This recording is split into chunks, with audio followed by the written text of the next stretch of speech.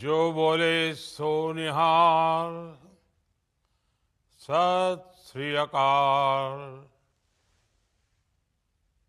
आज हम सब हिंद दी चादर श्री गुरु तेग बहादुर साहब जी के 350वें शहीदी पर्व पर उनका पुण्य स्मरण कर रहे हैं। इस शहीदी समागम में उपस्थित सभी को मेरा प्रणाम। इस ऐतिहासिक और पवित्र आयोजन का हिस्सा बन पाना मेरे लिए सौभाग्य की बात है। साथियों, भारत का इतिहास शौर्य, समन्वय और सहयोग का इतिहास है। महाराष्ट्र की धरती पर इस आयोजन के जरिए हम उसी महान विरासत के साक्षी बन रहे हैं। जब हमारे गुरुओं ने त्याग की पराकाष्ठा की, तब उस दौर में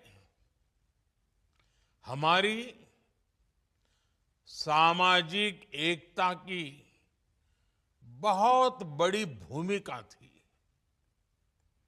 हर वर्ग, हर समाज के लोगों ने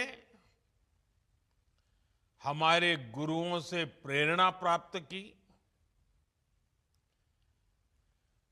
समाज ने हर हाल में सत्य और संस्कृति के लिए अडिग रहना सीखा।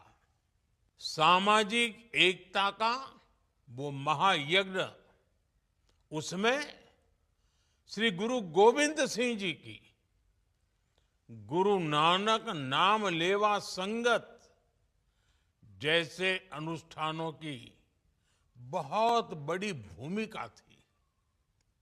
आज जब फिर से देश को सामाजिक एकता की सबसे ज्यादा जरूरत है, संगत का ये अद्भुत आयोजन हमें भरोसा दे रहा है कि हमारे गुरुओं और संतों का आशीर्वाद हमारे साथ है। साथियों, ये समागम एक निरंतर चलने वाला यज्ञ रहा है। इस यात्रा की शुरुआत पिछले वर्ष नागपुर की पावन धरती से हुई थी। फिर तख्त श्री हजूर साहिब नांदेड़ की ऐतिहासिक भूमि पर हम सब ने उस भाव को और गहराते हुए देखा। और आज नवी मुंबई में ये यात्रा अपने एक महत्वपूर्ण पड़ाव पर पहुंची है। इस यात्रा का संदेश इन 3 शहरों तक सीमित नहीं रहा। महाराष्ट्र के कोने कोने तक, हजारों गांवों और छोटी छोटी बस्तियों तक श्री गुरु तेग बहादुर साहब जी का वो पराक्रमी इतिहास पहुंचाया गया है। मैं महाराष्ट्र सरकार को विशेष तौर पर बधाई देता हूं कि उसने इस कार्यक्रम का आयोजन किया। साथियों, श्री गुरु तेग बहादुर साहब जी के इस महान बलिदान की स्मृति में देश के अलग अलग हिस्सों में बड़े स्तर पर कार्यक्रम आयोजित किए गए हैं। अभी कुछ ही समय पहले हरियाणा के कुरुक्षेत्र में हुए आयोजन में, और भव्य आयोजन था, उस आयोजन में मुझे उपस्थित होने का सौभाग्य मिला था। केंद्र सरकार हमारे गुरु साहिबों से संबंधित हर ऐतिहासिक अवसर को राष्ट्रीय स्तर पर मना रही है। आप सब जानते हैं, श्री गुरु तेग बहादुर साहिब जी का 400वां प्रकाश पर्व, श्री गुरु तेग बहादुर जी को समर्पित स्मृति डाक टिकट और विशेष सिक्का का लोकार्पण, गुरु नानक देव जी का 550वां प्रकाश पर्व, हमने हमारे गुरुओं से जुड़े हर पर्व और अवसर को पूरी श्रद्धा के साथ मनाया है। हमने साहिबजादों के सम्मान में हर साल वीर बाल दिवस मनाने की राष्ट्रीय परंपरा भी शुरू की है। साथियों, करतारपुर साहिब कॉरिडोर के निर्माण को रिकॉर्ड समय में पूरा करना, श्री हेमकुंड साहिब यात्रा के लिए नई सुविधाओं का निर्माण,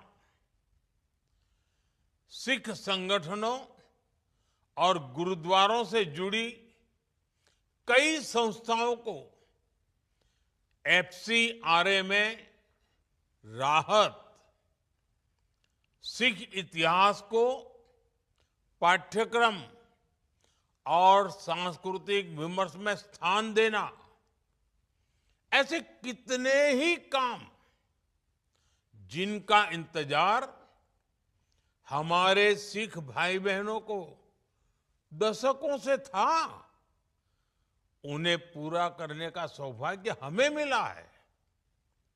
भाइयों बहनों, हमारी सरकार सिखों के लिए सम्मान और न्याय के लिए प्रतिबद्ध होकर काम कर रही है। इसी कमिटमेंट के कारण हमने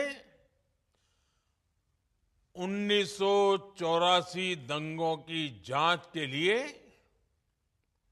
एसआईटी का गठन किया, बंद पड़े 1984 दंगा केस दोबारा खुलवाए, कई मामलों में दोषियों को सजा दिलवाई गई,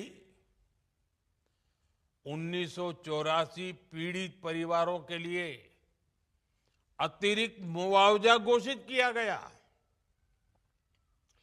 राष्ट्रीय अल्पसंख्यक आयोग को अधिक सक्रिय भूमिका दी गई।